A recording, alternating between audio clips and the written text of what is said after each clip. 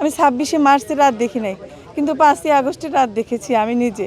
আমরা শহীদ পরিবার 24 সোসাইটি নামের আমাদের একটা সোসাইটি আছে, ওই এর থেকে আমরা আসলে সবাই সংঘবদ্ধ হয়ে আমাদের শহীদ ফ্যামিলি আহত যারাই বিপদে পড়ুক বা যাদেরই কোনো দরকার হয় আমরা সেখানে ছুটে যাই। এর আগেও অনেকবার আসছি, নাবিলের সাথে আমরা রাজপথে গিয়েছি, অনেক দপ্তরে গিয়েছি। যে আমাদের আমাদের আমার হাজব্যান্ডের লাশটা তো আমরা পেয়েছিলাম, হাত দিয়ে ছুঁতে পেরেছি, কবর দিতে পেরেছি, ওরা তো তাও পারে নাই।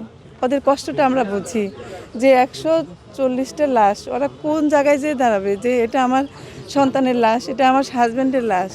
ওরা শুধু পাগলের মতো দৌড়াচ্ছিল, কেউ পরিচয় পাচ্ছে না যে এটা আমার হাজব্যান্ড বা আমার সন্তান।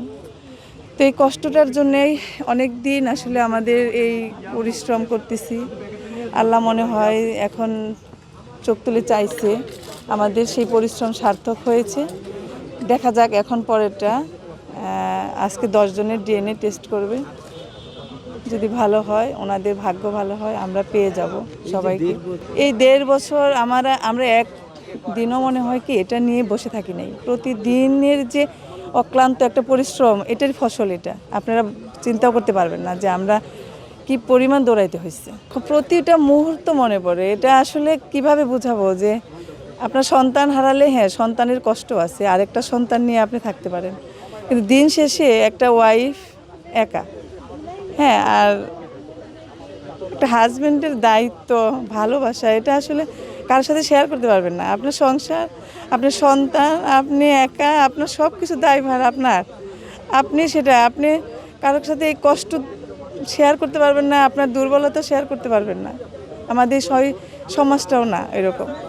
তো সব কষ্টটা আমার, এই কষ্টটা শেয়ার করার মতো না। আমার হাজব্যান্ডের এটা হয়েছিল বিজয় সরণিতে, মোড়ে 5ই আগস্ট বেলা 12টার। আমরা লং মার্চে গিয়েছিলাম, আমি তো ওনার সাথেই ছিলাম, আমার ভিডিও আছে তো। আমার হাজব্যান্ড আমার এই পাশে ধরে আমরা হাঁটতেছিলাম, তারপরেই টিয়ার সেল, তারপরেই আমি ওকে এই কাত, আমার মনে আছে যে আমি বলতেছি হাতটা ছাড়ো, আমার চোখ তাকাইতে পারতেছি না। আমি এটা বলার পরেই শব্দ হয়েছে, আমি আর খেয়াল করি নাই যে ওর গুলি লাগছিল এই পাশে। ওকে আমি আধা ঘন্টা পরে পেয়েছিলাম ফুটপাতে। অনেকেই নিয়ে আসছে, কেউ পানি খাওয়াচ্ছে, কেউ পানি দিচ্ছে, আরও 2 জন এরকম আহত আমি দেখছি। কিন্তু আমার হাজব্যান্ডের আমি আর একটা কথাও শুনতে পারি নাই, আমার দিকে তাকায়ও নাই, কিচ্ছু না। আমরা অনেক দেরি করছি, কারণ হচ্ছে কিচ্ছু পাইনি, কিচ্ছু না।